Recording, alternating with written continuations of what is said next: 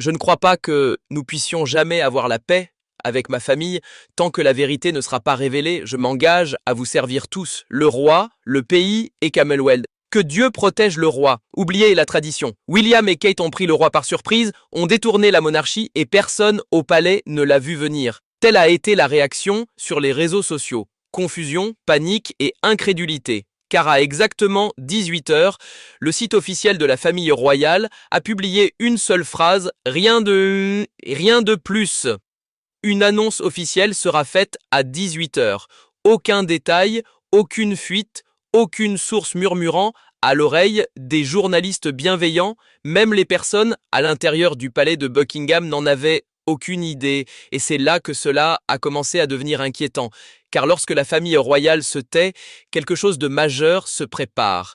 Les journalistes ont envahi les groupes de discussion, les rédacteurs criaient pour obtenir des réponses, les téléphones de la BBC n'arrêtaient pas de sonner, on évoquait la santé du roi, un décès dans la famille ou quelque chose d'encore plus explosif, la routine habituelle de la maison royale avait disparu. Aucun briefing de presse, aucun avertissement poli au tabloïd, le silence était le message et il était assourdissant. Même les conseillers de haut rang ont été pris de court. Si quelqu'un avait planifié cela, il avait ignoré toutes les règles. Et pour la famille royale, c'est inconcevable. Ce n'était pas seulement inattendu, c'était une guerre. Puis, pile à 18 heures, l'écran s'est allumé. Sans palais, sans trône doré, sans faste militaire. Juste William et Kate assis côte à côte dans un bureau à l'apparence ordinaire. Mais cette simplicité ne devait pas tromper, elle n'était pas accidentelle, elle était calculée. William a regardé droit dans la caméra, sans salut royal, sans leçon d'histoire, simplement ceci.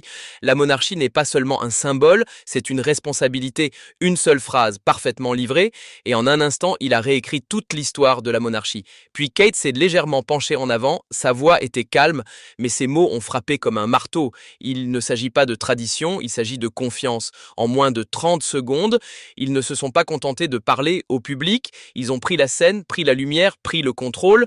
Cela n'avait pas été approuvé par le roi et n'avait certainement pas été validé par la reine Camilla.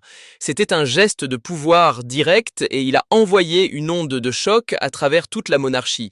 Car William et Kate ne faisaient pas seulement un pas en avant, ils faisaient un pas vers le haut, sans permission, sans protocole et sans que personne ne puisse les arrêter.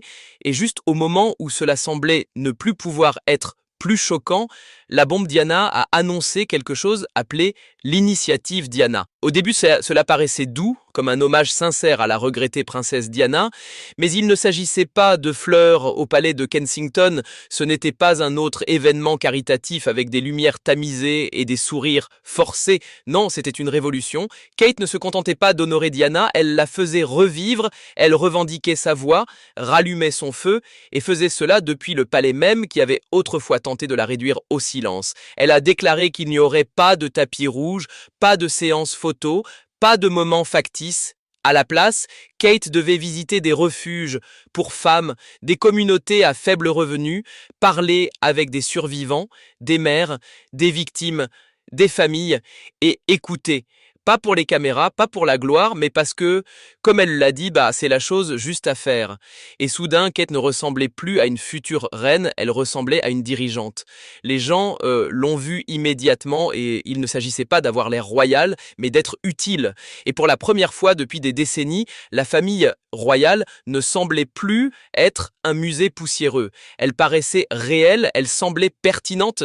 Les réseaux sociaux ont explosé comme un incendie. Des hashtags comme Initiative Diana et Reine du peuple sont devenus viraux.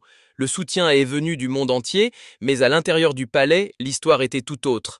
La reine Camilla était furieuse, mais elle n'a pas crié, elle n'a pas élevé la voix, elle a fait quelque chose d'encore plus puissant, elle n'a rien dit, aucune déclaration, aucune publication de félicitations, aucun mot d'éloge, seulement un silence froid et étouffant, et dans le langage royal, c'est une déclaration de guerre. Ceux de l'intérieur disent qu'avec que Camilla était ébranlée, elle avait passé des années à reconstruire son image publique, à lutter pour sortir de l'ombre de Diana, à passer du statut de maîtresse royale à celui de reine, et soudain le nom de Diana revenait plus fort que jamais, non pas comme un fantôme, mais comme un mouvement.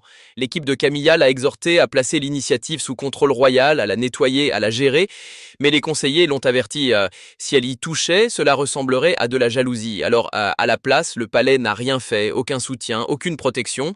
Ils ont espéré que le bruit s'éteindrait, mais il ne s'est pas éteint, et puis c'est devenu encore pire.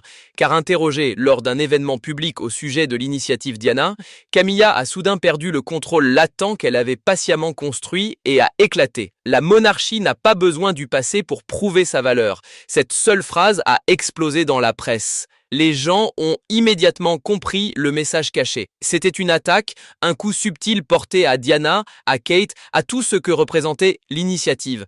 Kate n'a pas répondu par la colère, elle a répondu avec précision. Lors de sa prochaine apparition publique, elle semblait calme, posée et indifférente, puis elle a dit « Ce travail ne concerne pas le passé, il concerne l'avenir que nous construisons ensemble.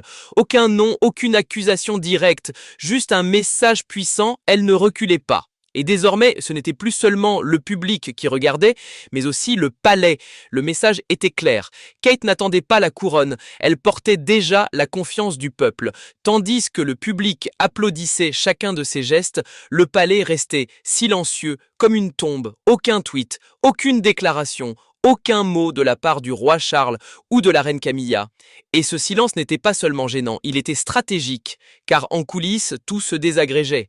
Le roi Charles, déjà aux prises avec le cancer, avait été pris de court. Il a demandé à l'un de ses conseillers de haut rang, doucement mais avec urgence, qu'ont-ils fait? Il ne criait pas, il n'était pas en colère, il était stupéfait, comme un homme qui sent le sol se dérober sous ses pieds, car en seulement quelques heures, l'attention avait basculé. Les titres ne parlaient plus de lui, ils parlaient de William et Kate, de leurs paroles, de leur initiative, de leur message.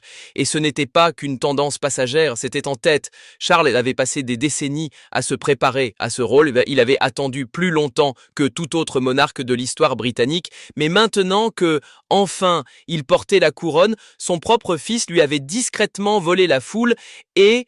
Plus grave encore, il ne s'était même pas rendu compte du moment où cela s'était produit. Derrière les murs du palais, les chuchotements ont commencé. William avait-il planifié cela? Avait-il agi de son propre chef? Pourquoi le roi n'avait-il pas été informé? Alors Charles a convoqué une réunion privée à Clarence House. Lui seul, William et quelques conseillers de haut rang. La réunion était censée clarifier les choses, elle a au contraire allumé la mèche. Qu'en pensez-vous? Êtes-vous aussi choqués que nous? Écrivez dans les commentaires. Derrière des portes closes, Charles a regardé son fils avec une frustration visible. C'est une violation du protocole, a-t-il dit. Il existe une procédure pour ce genre de choses, mais William n'a pas bronché. Il a regardé son père droit dans les yeux et a dit « Il ne s'agit pas de protocole, il s'agit de survie ». C'était la réplique, la phrase qui a tout ébranlé jusque dans ses fondations, car Charles croyait encore aux anciennes méthodes. Planification minutieuse, diplomatie silencieuse, respect de la couronne. Mais William voyait le monde tel qu'il était devenu.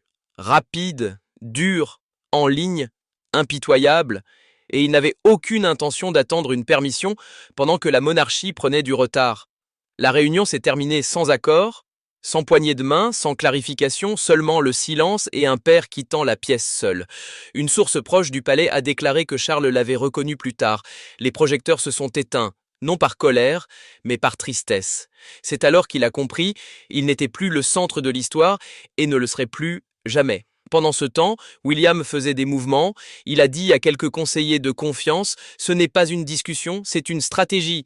Et soudain, tout est devenu clair. Ce n'était pas seulement un conflit familial, c'était une guerre générationnelle. L'ancienne monarchie contre la nouvelle monarchie, la prudence contre l'audace, la tradition contre la transformation. Et William ne demandait la permission à personne, ni à son père, ni au palais, ni même à la couronne. Il avançait à pleine vitesse, sans frein, sans regarder en arrière. Et juste au moment où le monde célébrait la nouvelle mission audacieuse de Kate, Harry est apparu, non pas physiquement, mais publiquement. Dans une interview, il a qualifié l'initiative Diana de mise en action de l'héritage de leur mère. Et cela ressemble à un soutien, non? Mais pour William, cela a été comme un coup de poignard dans le dos.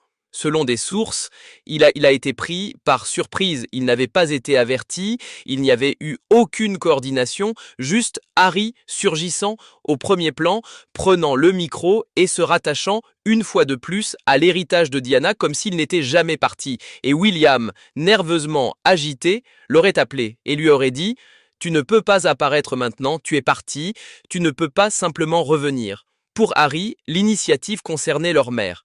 Pour William, il s'agissait de stratégie, et Harry venait de gâcher le plan. Soudain, un projet censé unir les rapprochait moins que jamais. Des mèmes ont envahi Twitter et TikTok, une même mère, des missions différentes. L'un construisait l'avenir, l'autre restait coincé dans le passé. L'opinion publique s'est divisée. Certains ont salué Harry en disant qu'il parlait avec le cœur, d'autres l'ont vu comme un chasseur d'attention utilisant une fois de plus le nom de Diana pour faire les gros titres, mais au-delà des titres se cachait quelque chose de bien plus tragique. L'initiative Diana n'était plus seulement une cause caritative, elle était devenue un champ de bataille. Les deux frères qui autrefois se tenaient côte à côte lors des funérailles de Diana se retrouvaient désormais sur des camps opposés de son héritage. Et, comme toujours, Kate se retrouvait prise au milieu. Vous vous souvenez du drame autour de la robe de demoiselle d'honneur? Ce n'était pas seulement une dispute de mode, des sources disent que Kate a laissé Meghan encaisser le coup et la presse a fait le reste. Meghan a été dépeinte comme émotive, Kate comme parfaite, silencieuse et forte. Camilla voulait garder le contrôle, Kate avançait déjà, l'une façonnée par le scandale, l'autre façonnée par la stratégie. Camilla porte encore la couronne, mais Kate est déjà en train de construire son propre royaume.